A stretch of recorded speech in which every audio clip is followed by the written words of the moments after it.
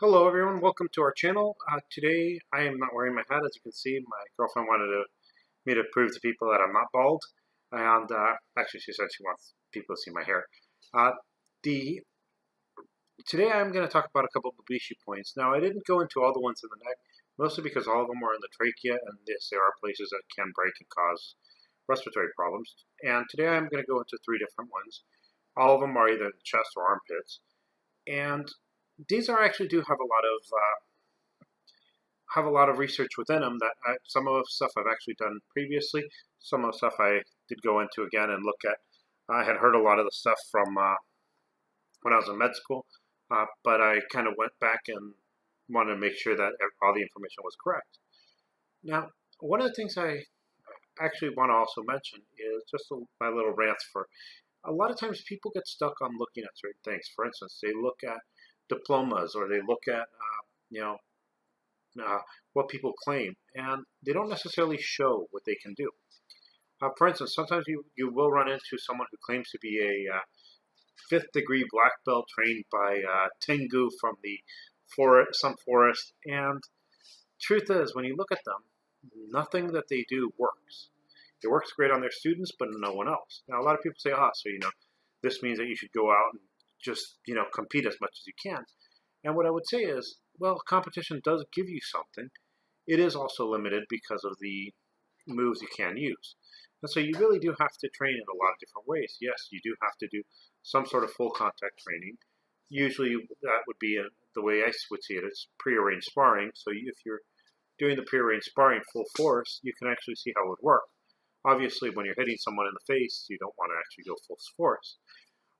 The other thing that does help, though, is going through the books and looking at what is known in injury and actually physiology, anatomy, and this will give you another view on another way to look at your martial art. Now, when you do that, though, the problem is a lot of times we are now bombarded by information, and a lot of times we don't know where the information comes from. One of the things I've noticed is sometimes you'll read an article and it says from Dr. So-and-so, and this person may be talking about how the heart works, and their doctorate could be in religious studies. Now, do they have a doctorate? Yes, but do they understand the human body? Well, their degree isn't in there, so chances are, unless they're actually doing research, going out and citing their sources, they don't necessarily have the basics to understand this. Now, I will say a lot of times people don't have the basics to understand the clinical articles. This is not me trying to be offensive to anyone. It's just me talking about this. Well, when you start looking at bones, you need to understand the microstructure of bones, the cells, and every aspect of bone before you can understand how fractures occur and why they occur. Without the basic understanding of bones, when you start getting into fractures, you can say, well, this breaks this way, but you don't necessarily know how to explain how to prevent those fractures. And so the thing is, if you really are interested, you do want to go out and find the right people to teach you stuff. That said, I will tell you that as an educator, I have recently found something that I find disturbing in education. And that is a lot of people who are teaching or getting into teaching are teaching classes they're not qualified to teach. And some people who are qualified to teach classes are technically have to go through a bunch of hoops to be able to teach the classes they're qualified for. Just to give you a point, I myself have an MD, medical doctorate. I don't have a PhD. Now, to get a PhD, there's actually certain things that you can do. I had a friend who had his MD, and he ended up getting a PhD by, he did a year and a half of research, and based on his article, they gave them the PhD. I can't remember exactly how it worked. It was through a university that said, well, look, based on the amount of units you have, you surpass the amount of units that you would need for a PhD in physiology. Your research is in physiology, so obviously, if you're publishing this, that's the last step of physiology. Now, it varies. I mean, some universities won't do this. The reason I mention that is when I go to teach a class, a lot of times I have to go through an equivalency to show that I am at a doctoral level. And usually what ends up happening is someone who has a doctorate in another science will look at my resume, will look at my petition, And what they tend to do is initially count the amount of units that I've taken. Some people have actually told me they were shocked that I had actually taken more units in microbiology and physiology, than what the people who have PhDs in microbiology and physiology had to take. And so, it actually obviously makes sense. I mean, if you think about it, we have to take microbiology, infectious diseases, immunology, uh, and a lot of the biochemistry courses to even just begin to understand those. Now, while I have to do this, I found that sometimes people don't look at anything but the terminal degree. I had a student who told me the story that her physiology anatomy teacher had a master's degree in chemistry, and they threw him to teach human anatomy. He didn't know human anatomy, and what he did is what anyone who doesn't understand a class does to teach. They take a PowerPoint and just read the PowerPoints. If you ask questions, they get upset because they don't know the subject. And so that's what happens when you get a professor who doesn't know the subject. As schools are pretty much just hiring anybody with a master's degree to teach a class who can't answer the questions, sometimes I wonder if it might be better for people to do a video to teach anatomy and have people be able to ask them questions through email.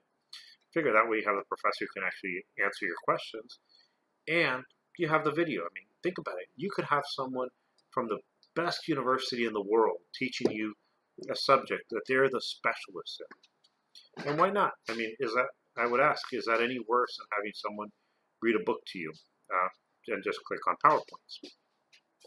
Now, I'm not trying to attack education. What I'm saying is this is certain things that have happened. Administrators apparently don't care as long as it's a warm body and they have a master's degree, they can teach a class. Now, they don't know if an MD can teach a class, but those guys have to go through accreditation processes. Now, I'm not attacking, like I said, not trying to attack the academic, because I am part of the academic institutions.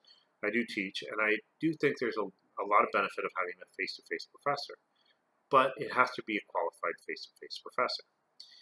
And now that I've rambled enough, I am going to tell you about the 3 Bubishi points that I was actually looking at. And I'm going to use a couple different books. Now, the first one I actually found that people mentioned was actually straight in the sternum here. Now, some people say, oh, you're going to break the sternum. Yeah, it's going to take a lot of force. But there was a video I made a while ago, and it's actually also mentioned in my book, Breaking Points, this one here. And one of the things that happens, and I'm going to use this picture here, you can see that the sternum would be here, and the heart is right behind it. This is a picture by Henry Gray, anyways, which is fair use from what I understand. And so, if someone gets hit in the sternum just right, it can send a shock to the heart. And if that does happen, you can end up causing atrial fibrillation, and can end up having the heart stop beating. Obviously, that would be something that's a fatal blow. But does it happen? And the answer is yes. It actually happens to young, otherwise healthy athletes who get struck with something. And the funny thing that they found is it didn't really take that much force for it to actually cause the damage. One of the things they found is they did studies on pigs, I mentioned it in the book too, and they found that a baseball going 40 miles per hour, if timed right, would cause a heart attack in about 50% of the pigs. In essence, you can cause a heart attack 50% of the time if you're aiming for something. Now, if you think about it, some of the martial arts will do repetitive hard hits to the chest, and if you're doing that, your chances of getting that will increase. The other areas that I just saw is this area here. Now, over here you have the clavicle. Now, the clavicle is one of the bones that can be broken. It's about 5% of all fractures is the clavicle. And a lot of people say, well, that's not that high, 5% of all fractures. But when you think of every bone in the body, 5% of the fractures of just the clavicle becomes quite a bit. I mean, it becomes even greater than 12% of all fractures being pretty much out of all the 12% of all possible bones. Well, let me try that again. I guess what I'm trying to say is it actually becomes pretty big. If you think about 200 bones, 10% tends to be pretty high. Now, especially, like I said, especially when you start looking at fingers and all these different bones that come into play. Now, if the clavicle is broken, it can, first of all, cause pain. The other thing it can do is it can cause the shoulder to slide forward. And I've mentioned this before. If it slides forward, it can compress a nerve, which can be extremely painful. Now, the other thing that happens is there's an artery right underneath the clavicle, which I'm using my new book for anatomy. The artery runs this way here, and I painted it in. It's the clavicle here. If the clavicle breaks, you have the subclavicular artery, which as you continuously move and you continuously take trauma there, it could potentially, any time, nick the artery. Now, that's a major artery. If you nick that artery, you can end up having bleeding internally, causing the blood to go into the chest and compress the lungs and potentially the heart. The other thing that can happen is breaking the clavicle can potentially cause a lot of other damage to the soft tissues there. Now, so that is one of the points that, yes, if that artery gets nicked, you can have a lot of bleeding. You can have death from not being able to breathe, and also from loss of blood. The other Bubishi point that I noticed is actually in the same area in the armpit here. And what you notice is the armpit area is really vascular. Now again, I've done this point before. This point is the same point that we hear about Arakaki using his toe kick, which ended up causing a swelling, a lot of pain, and eventually the death. And so what we have is three other points which could potentially be life-threatening, and if not life-threatening, could actually end a fight because of the fact that persons won't be able to move an arm as well. Might be the blow to the chest could end up causing cardiovascular problems. And so yes, we again find more points that seem to suggest that yes, these points would work.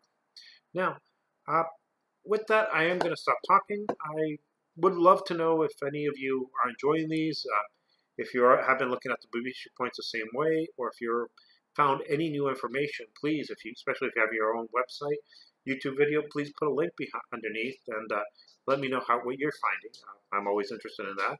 Let me know what you think, and if you enjoy these, please subscribe, and hopefully I'll be able to answer some questions. Also, any questions, please put them down, and I'll answer whatever I can.